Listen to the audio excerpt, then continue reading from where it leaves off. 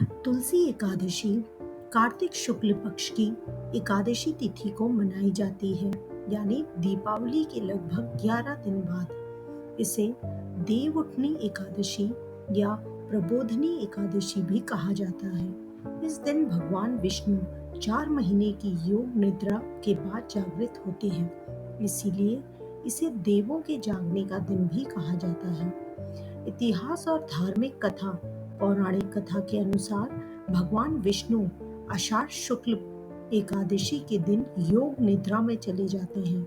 4 महीने तक वे विश्राम करते हैं। इस अवधि को चतुर्मास कहा जाता है। जब कार्तिक शुक्ल एकादशी आती है, तब भगवान विष्णु जागते हैं और यही दिन तुलसी एकादशी कहलाता है।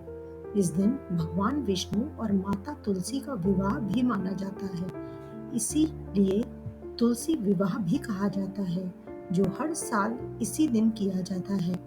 यह विवाह धार्मिक दृष्टि से बहुत शुभ होता है। यह पवित्रता, प्रेम और समर्पण का प्रतीक है।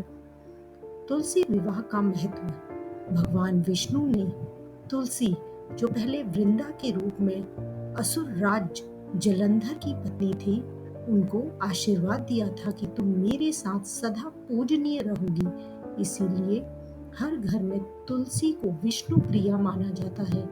इस दिन तुलसी का विवाह शालिग्राम, भगवान विष्णु का प्रतीक शिला रूप के साथ किया जाता है। यह विवाह भक्ति, शुद्धता और नए आरंभ का प्रतीक है। ऐसा माना जाता है कि इस दिन विवाह करने या विवाह की तैयारी शुरू करने से भगवान विष्णु का आशीर्वाद मिलता है। तुलसी लगाने का कारण और महत्व। धार्मिक दृष्टि से तुलसी माँ लक्ष्मी का रूप माना जाती है। घर में तुलसी होने से सुख, शांति और समृद्धि आती है। वैज्ञानिक दृष्टि से तुलसी का पौधा वातावरण को शुद्ध करता है, ऑक्सीजन छोड़ता है और हवा में मौजूद विषैले तत्वों को कम करता है। ऊर्जा दृष्टि से तुलसी का पौधा सकारात्मक ऊर्जा उत्पन्न करता है, इसीलिए इसे प्रांगण या आंगन में लगाया जाता है। तुलसी के बिना कोई पूजा पूर्ण नहीं मानी जाती है। आज तुलसी लगाने या उसकी पूजा करने से भगवान विष्णु का आशीर्वाद मिलता है और घर में सकारात्मकता बनी रहती है। अब मैं आपको तुलसी कथा का सारांश सुनाऊंगी। एक बार जलंधर नाम असुर ने अपने तप से देवताओं को परिचित कर दिया। उसकी पत्नी वृंदा तुलसी का पूर्व जन्म अत्यंत पवित्र थी। उसकी पवित्रता शक्ति से जलंधर को कोई मार नहीं सकता था। भगवान विष्णु ने देवताओं की रक्षा के लिए एक उपाय किया। वे जलंधर का रूप लेकर वृंदा के सामने आए।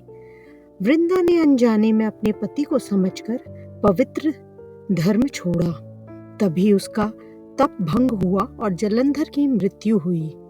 जब वृंदा को यह ज्ञात हुआ, उसने विष्णु को श्राप दिया, हे विष्णु, तुम पत्थर के समान कठोर बनो। श्राप से भगवान विष्णु शालिग्राम बन गए और उन्होंने वृंदा को आशीर्वाद दिया, हे देवी, तुम तुलसी के रूप में पूजित होगी और मेरा पूजन तुम्हारे बिना अधूरा रहेगा। तब से भगवान विष्णु और तुलसी का विवाह हर वर्ष देवउठनी एकादशी को किया जाता है।